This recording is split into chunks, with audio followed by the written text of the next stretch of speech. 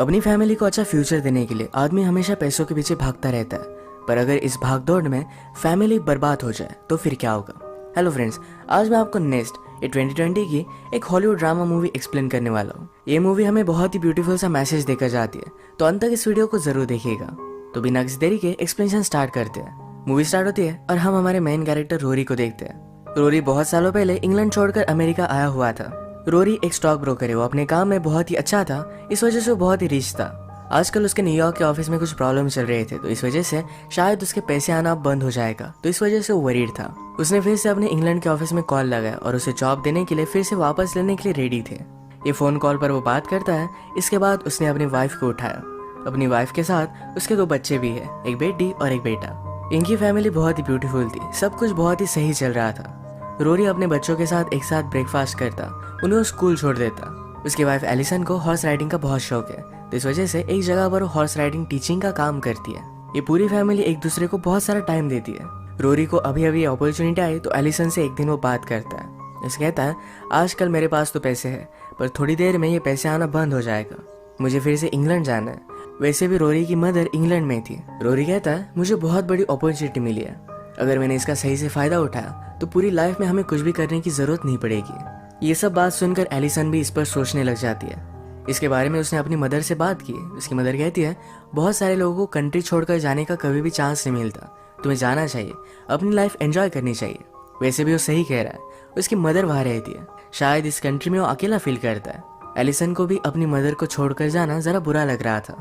वो मजाक करती है, मैंने कभी इमेजिन नहीं किया था कि मैं तुम्हें भी मिस करूंगी, एक नटखट बच्चे की तरह। इसके बाद एलिसन और बच्चे इंग्लैंड आ गए। रोरी ऑलरेडी वहां पर पहुंच गया था और एक पैलेस जैसा घर उसने ऑलरेडी रेंट कर लिया है। वो एक्साइटेड होकर सारा घर उन्हें दिखाता है। ये एक्चुअल में बहुत ज्यादा बड़ा था। यही बात एलिसन उसे बताती है। रोरी कहता है, तुम्हें वरी करने की कोई भी जरूरत नहीं है, जरा आगे तो देखो, यहाँ पर बड़ा सा ग्राउंड है, यहाँ पर तुम खुद की हॉर्स राइडिंग कर सकती हो, खुद की एकेडमी खोल सकती हो। रोरी ने एलिसन को एक रोप भी गिफ्ट दिया। इसके बाद नेक्स्ट सीन में रोरी को उसके ऑफिस में हम देखते हैं। जिस तरीके से रोरी डायरेक्टली क्लाइंट से बात कर रहा था, ये उसके बॉस को बहुत अच्छा लगा। बॉस फिर उसे एक इंपॉर्टेंट मीटिंग में लेकर गया। इसमें रोरी कहता है, अमेरिका में हर लोग ऐसा मानता है कि वो कुछ भी पा सकता है, ये बड़े सपने देखते हैं, हमें इंग्लैंड में भी यही सपने लोगों को दिखाने हैं, इस कंट्री को हमें आगे लेकर जाना है। ये जो रोरी का माइंड सेट चेंज हो गया था, ये कंपनी को बहुत अच्छा लगा। रात में सारी फैमिली मिलकर डिनर करते। बच्चों को अपने स्कूल में एडजस्ट होने के लिए जरा टाइम लग रहा है। रोरी अपने बेटे बेंजामिन से पूछता है, तुम्हें स्कूल कैसा लग रहा है। बेंजामिन कहता है कि ठीक है, पर रोरी ने कहा कि वो यहाँ का बेस्ट स्कूल है। रोरी इस पर बहुत ही प्राउड था। अगले दिन रोरी ने एलिसन के लिए पर्सनल हॉर्स बाय कर लाया। एलिसन अब बहुत खुश थी। एक साथ इंटीमेट हो जाते हैं। आज रात फिर ये दोनों पार्टी पर गए। पार्टी में जब भी रोरी जिससे भी बात करता है तो बहुत ही अमीर है, इस तरीके से उसे जताने की आदत होती है। उसने न्यूयॉर्क में सब कुछ सेल कर दिया था, पर फिर भी वो लोगों को कहता है कि मैं न्यूयॉर्क में अपना पेंट हाउस हमेशा रखूंगा, वो बहुत ही ब्यूटीफुल सिटी है। ये सब बातें एलिसन को उसकी अच्छी नहीं लगती, पर फिर भी वो इग्नोर करती है। पार्टी में रोरी के बॉस ने एलिसन से बात की। ये दोनों कपल्स के बारे में बात कर रहे थे। रोरी का बॉस कहता है, जब हम किसी से शादी करते हैं तो उनके अच्छाइयों के साथ उनकी बुराइयां भी हमें एक्सेप्ट करनी पड़ती है। एक ही पर्सन में हम सारी चीज परफेक्ट नहीं पा सकते। आजकल के कपल सब कुछ एक ही साथ पाना चाहते हैं, तो इसी वजह से शायद डिवोर्स इनका होता है। एलिसन को लगता है कि एक परफेक्ट पार्टनर डिजायर करना ये कोई गलत बात नहीं। पार्टी से घर पर आने के बाद एलिसन रोरी से बात करती है, कहती कि यहाँ पर कितनी ज्यादा फॉर्मेलिटी करनी पड़ती है। एलिसन को लग रहा था कि इंग्लैंड बहुत ही प्रिटेंशियस है, न्यूयॉर्क में इस तरीके का प्रीटेंड लोग नहीं करते थे। एलिसन हमेशा जरा लेट उठती है, तो बच्चों को स्कूल में भेजने के लिए वो जरा लेट हो जाती है। नेक्स्ट सीन में हम देखते हैं कि रोरी अपने बॉस के पास आया हुआ था। वो कहता है, मेरे पास एक बहुत ही बड़ी ऑफर है। एक न्यूयॉर्क की कंपनी से मैं बात कर रहा था, वो अपनी फर्म बाय करने में बहुत ज्यादा इंटरेस्टेड है। अगर ये डील कंप्लीट हो गई तो रोरी को इससे बहुत सारे पैसे मिलेंगे, उसे फिर से कभी भी काम करने की जरूरत नहीं पड़ेगी। इसके लिए बहुत ही एक्साइटेड था और अपने बॉस को बहुत ही अच्छी अच्छी चीजें बताता है। बॉस कहता है, क्या तुम ये कंपनी सेल करने के लिए यहाँ आए थे। रोरी कहता है कि तुमने मुझे हायर किया क्योंकि मैं तुम्हें प्रॉफिट कमा कर दे सकूं। बेस्ट वे कंपनी सेल करना ही है। बॉस को भी आइडिया अच्छा लगा था, तो मीटिंग वगैरह सेट करते हैं। आज रात रोरी ने अपने फ्रेंड्स के साथ मिलकर सेलिब्रेट किया। एलिसन के हॉर्स राइडिंग की जगह पर एक स्टेबल बन रहा था, पर वो बनाने वाले वर्कर्स कुछ दिनों से काम पर नहीं आए, तो उन्हें वो कॉल कर दिया। उन वर्कर्स ने कहा कि हमें कोई भी पैसे नहीं मिले, जो चेक हमें रोरी ने दिया था ये बाउंस हो गया है। एलिसन को बहुत ही अजीब लगा। इसके बाद वो जाकर बैंक अकाउंट चेक करती है तो उसमें सिर्फ $600 थे। इसके बारे में उसने रोरी से बात की। रोरी कहता है, अभी अभी हमने वो हाउस रेंट किया, इसके बाद बच्चों के स्कूल के लिए पे किया, हॉर्स बाय किया। इन सब चीज़ों में उसके पैसे चले गए। उसने एलिसन को वरी करने से मना किया। कहता है कि इस मंथ के एंड में मुझे बहुत बड़ा चेक मिलने वाला है, कुछ भी वरी मत करो। रात में उसका मूड ठीक करने के लिए उसे बाहर डिनर करने के लिए लेकर गया। एलिसन कहती कि अगर सचमुच में तुम्हारे पास इतने सारे पैसे आने वाले हैं तो मैं कुछ भी ऑर्डर कर सकती हूँ। उसने बहुत ही एक्सपेंसिव शैम्पेन ऑर्डर की। रोरी को हमेशा लगता है कि एलिसन को शैम्पेन के बारे में कुछ भी पता नहीं है, पर वो कैसे भी हो फिर भी वो पूरी बोतल बाय कर लेती है। अगले दिन रोरी ने एलिसन से कुछ पैसे मांगे। एलिसन ने उसे छुपा कर रखे थे तो रोरी को रूम के बाहर जाने के लिए कहती है। रोरी को इस पर गुस्सा आ गया। आज जब वो हॉर्स राइडिंग कर रही थी तो उसका हॉर्स अच्छे से रिस्पॉन्ड नहीं कर रहा था। उसने फिर भी अपने हॉर्स को एग्जॉस्ट करवाया तो इस वजह से वो नीचे गिर जाता है। थोड़ी देर में उसने रिस्पॉन्स देना भी बंद कर दिया। एलिसन डिस्टर्ब हो गई। वो जल्दी से भागते भागते जाकर एक पास के फार्म के फार्मर को लेकर आती है। फार्मर ने कहा ये बहुत ही ज़्यादा बीमार है, इसे हमें मारना पड़ेगा। वो फिर हॉर्स को ज़्यादा तकलीफ ना हो इसलिए उसे शूट कर देता है। एलिसन बहुत रोई। इसी के पैरेलल में हम देखते हैं कि रोरी की कंपनी को सेल करने की जो डील चल रही थी इसमें कोई भी कांटेक्ट हो नहीं पा रहा था। इसके बारे में उसने जाकर अपने बॉस से बात की तो बॉस कहता है ये डील में नहीं करने वाला। बॉस ने अपनी कंपनी जिस तरीके से क्रिएट की थी उसकी लेगेसी को वो न्यू कंपनी पूरी तरीके से मिटा देती। ये उसे नहीं चाहिए था। इस बात पर रोरी बहुत ही गुस्सा हो जाता है। वो कहता है कि तुम ऐसा कैसे कर सकते हो। बॉस कहता है कि तुम सिर्फ पैसों के बारे में सोचते हो, तुम बहुत ही टैलेंटेड हो, तुम्हें प्रॉफिट कैसे कमाना है ये पता है, पर तुम्हें इस तरीके से एक जगह पर स्टेबल रहना भी सीखना चाहिए। एलिसन ने जब अपने बेटे को बताया कि उसके हॉर्स की डेथ हो चुकी है तो उसे बहुत ही सपोर्ट करते हैं। उन्होंने हॉर्स को एक प्रॉपर मेमोरियल दिया। आज पूरी रात रोरी घर पर नहीं आया था। अगले दिन एलिसन अपने हॉर्स को बरी कर देती है। हम देखते हैं कि रोरी अपनी मदर के पास आया था। बहुत साल हो चुके पर रोरी ने अपनी मदर से कोई भी कांटेक्ट नहीं रखा था।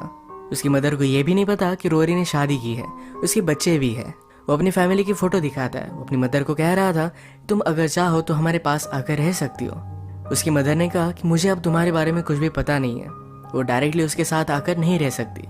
वो फिर भी इसके बारे में सोचने वाली है। रोरी अपनी मदर पर जरा गुस्सा हो गया था क्योंकि वो अपनी लाइफ में अपनी मदर को इन्वाइट कर रहा था, पर इतने सालों बाद कोई भी कॉन्टैक्ट ना रखे हुए वो ऐसा कुछ भी कर नहीं सकता। घर पर आने के बाद एलिसन रोरी पर बहुत ज़्यादा गुस्सा थी। उसने फ़ोन का भी बिल पे नहीं किया था, इस वजह से कनेक्शन इनका टूट चुका है। एलिसन अपने हॉर्स के बारे में उसे बताती है तो रोरी कहता है कि शायद उस आदमी ने मुझे फॉल्टी हॉर्स दिया। एलिसन को सिंपैथी देने के बावजूद उस आदमी पर ही गुस्सा हो गया। एलिसन ने ऑलरेडी उस हॉर्स को बरी कर दिया था तो इस पर भी वो गुस्सा हो जाता है। रोरी कहता है मैं उस पर टेस्ट कर सकता था, जिस आदमी ने मुझे फंसाया है उस पर मैं केस कर सकता हूँ। ये हॉर्स $5,000 का था। रोरी को सिर्फ पैसों की पड़ी थी तो इस बात पर एलिसन के साथ उसका झगड़ा हो जाता है। गुस्से में एलिसन कहती है क्या तुम्हें पता है कि तुम्हारा प्रॉब्लम क्या है? तुम एक बहुत ही पुअर लड़के थे और अब रीच होने का सिर्फ प्रिटेंड करते हो। रोरी कहता है कि ऑफ कोर्स मैं वैसा हूँ। ये जो सारी चीजें मेरे पास है इस पर मैं बहुत प्राउड हूँ। ये सब कुछ मैं डिजर्व करता हूँ। मुझसे मिलने के बाद तुम्हारी कोई भी औकात नहीं थी। तो अपने डॉटर के साथ एक सड़े हुए अपार्टमेंट में रह रही थी। इसका मतलब है एलिसन की डॉटर ये रोरी की स्टेप डॉटर है। बेंजामिन उसका एक्चुअल बेटा था। एलिसन बहुत ही हर्ट हो गए, उसे यहाँ से निकल जाने के लिए कहती है। अगले दिन रोरी ने अपने फ्रेंड के साथ मिलकर एक अच्छे डील पर काम करना स्टार्ट कर दिया। आजकल एलिसन के पास भी पैसे नहीं तो पास के फार्म में वो कुछ काम ले लेती है। उसे बेंजामिन के स्कूल से कॉल आया तो बेंजामिन ने किसी को मारा हुआ था। वो जब उसे लेने के लिए गई तो बेंजामिन रोने लगता है। वो कहता है मुझे बड़े बच्चे बुली कर रहे थे। एलिसन कहती है अगर तुम्हारे साथ ऐसा हो रहा था तुमने मुझे क्यों नहीं बताया? बेंजामिन कहता है मुझे पता है कि तुम्हारे और फादर के बीच में झगड़ा चल रहा था। मैं तुम्हें और भी वरी करवाना नहीं चाहता था। एलिसन उसे गले लगा लेती है। घर में एलिसन की बेटी अपने ओल्ड फ्रेंड के साथ थी। ये एलिसन को अच्छा नहीं लगता पर उसकी बेटी उसका कुछ भी नहीं सुनती। आज रात रोरी अपने क्लाइंट के साथ डिनर के लिए एलिसन को भी लेकर जाता है। इस डिनर पर भी वो जता रहा था कि वो बहुत ही रिच है। वो एक प्ले के बारे में बता रहा था। एलिसन सब चीज़ों से तंग आ चुकी थी तो इस बात पर वो हंस देती है। कहती है मेरे हस्बैंड ने कभी भी थिएटर में पाँव भी नहीं रखा। वो फिर गुस्से में यहाँ से चली गई तो रोरी भी उसके पीछे आता है। एलिसन उसे मिली नहीं पर क्लाइंट अब उसके साथ काम नहीं करना चाहता था। उसका फ्रेंड उसे समझाता है कि वो लोग सिर्फ मेरे साथ ही काम करना चाहते हैं। इस बात पर रोरी बहुत ज़्यादा गुस्सा हो गया। एलिसन गाड़ी लेकर चली जा चुकी थी तो रोरी को एक कैब लेनी पड़ती है। कैबी उसे पूछता है तुम काम क्या करते हो? रोरी ने कहा कि मैं प्रिटेंड करता हूँ कि मैं अमीर हूँ। कैबी पूछता है कि ऐसा क्यों करते हो? तो रोरी कहता है कि मुझे पता नहीं। उसने कहा कि एक बार मेरे पास बहुत सारे पैसे थे, $1 मिलियन। मुझे लगा कि ऐसे ही पैसे मेरे पास हमेशा आते रहेंगे पर अब मेरे पास कुछ भी नहीं। कैबी पूछता है क्या तुम्हारे बच्चे हैं? रोरी ने कहा कि हाँ 2 बच्चे हैं। तो कैबी ने कहा तुम्हें लाइफ में और कुछ भी नहीं चाहिए। सब कुछ खोने के बाद भी तुम्हारे पास बहुत सारी चीजें। हम इस वर्ल्ड में आए तो हमारे बच्चों के लिए ही। वो पूछता है कि क्या तुम अच्छे फादर हो? रोरी ने कहा कि ऑफकोर्स मैं अच्छा फादर हूँ, मैं कभी भी उन पर हाथ नहीं उठाता, उन्हें जो भी चाहिए ये सारी चीज़ें लेकर देता हूँ। कैबी कहता है ये चीज़ें तो बहुत ही बेसिक है, इससे तुम अच्छे फादर नहीं बनते, तुम्हें अब अपनी लाइफ को सही से ट्रैक पर लाना पड़ेगा। एक जॉब ले लो, थोड़े से पैसों के लिए तुम काम कर सकते हो, पर फिर भी अपनी फैमिली को तुम खो नहीं सकते। तुम्हें एक्चुअली क्या चाहिए ये तुम्हें पता होना चाहिए। रोरी को सही में उसे क्या चाहिए इसके बारे में कोई भी आइडिया नहीं था। कैबी ने अपनी कार रोक दी और वो कहता है अब यहाँ से निकल जाओ। उसे पता था कि रोरी के पास कोई भी पैसे नहीं है। रोरी कहता है घर पर पहुंचने के बाद मैं तुम्हें पे करता हूँ, पर कैबी ने बात नहीं मानी। रोरी को ऐसे ही चलते चलते घर पर जाना पड़ता है। इसी के पैरेलल में हम देखते हैं कि इनकी बेटी ने घर पर अपने फ्रेंड्स के साथ मिलकर एक पार्टी रखी थी। इस पार्टी में बेंजामिन बहुत ही ज्यादा डर जाता है, तो एक कोने में जाकर बैठा हुआ था। सुबह एलिसन ने घर को देखा तो पार्टी की वजह से बहुत ज्यादा डर्टी हो गया था। वो जाकर बेंजामिन को ढूंढती है तो बहुत ही डरा हुआ था। उसने उसे सहारा दिया। बाहर एलिसन ने अपने हॉर्स को बरी किया था तो उसके ऊपर की मिट्टी बाजू हो जाती है। इस बात से वो बहुत डिस्टर्ब हुए, वहीं पर बहुत रोई। ये देखकर उसकी बेटी भी उसे सहारा देती है। बेंजामिन को घर पर लेकर आए, उसके लिए ब्रेकफास्ट बनाया। थोड़ी देर में रोरी भी चलता चलता घर पर पहुंच जाता है। सारे लोग ब्रेकफास्ट कर रहे थे। रोरी ने कहा मैं सब कुछ ठीक कर दूंगा। उसके पास जो है फैमिली है इसे वो खोना नहीं चाहता, पर अभी भी वो पैसों के बारे में बात कर रहा था कि मैं ऐसा करूंगा, हम यहाँ पर जाएंगे, मैं अपनी खुद की कंपनी खोलूंगा। ये सब बातें सुनकर एलिसन उसके पास जाती है, उसे चेयर पर बिठाती है और कहती है हमारे साथ ब्रेकफास्ट करो। अगर ये एक फैमिली की तरह चीज़ों को ट्रीट करेंगे तो सब कुछ परफेक्ट होगा। रोरी जो भी ये सब ट्राई कर रहा था तो उसने भी अब फैमिली की कीमत जान ली है। वो किसी भी हालत में अपनी फैमिली को खोना नहीं चाहता। एलिसन ने जिस तरीके से उसे ब्रेकफास्ट के लिए इनवाइट किया, एक सहारा दिया, जिसे उसने भी उसे माफ कर दिया। उसकी बेटी भी उसे हक कर दिया। ये फैमिली हमेशा एक दूसरे को सहारा देकर सपोर्ट करते रहेंगे। इसी के साथ पूरी फैमिली ब्रेकफास्ट करते हुए एक ब्यूटीफुल से सीन पर इस मूवी का एंड होता है। ये मूवी हमें बता कर जाती है कि एक्चुअल में लाइफ में इंपॉर्टेंट क्या है, जो है हमारी फैमिली। इसे एक मैसेज के साथ आज का वीडियो हम खत्म करते हैं। अगर आपको अच्छा लगा तो प्लीज़ इसे लाइक और कमेंट जरूर कर दीजिएगा। मैं बहुत सारी मूवीज़ लेकर आते रहता हूँ, तो प्लीज़ चैनल को सब्सक्राइब कर दीजिए और बेल नोटिफिकेशन आइकन दबाना मत भूलिएगा। हम फिर से मिलेंगे और एक नई मूवी के साथ। तब तक के लिए थैंक यू और आप अपने आप का ख्याल रखिए।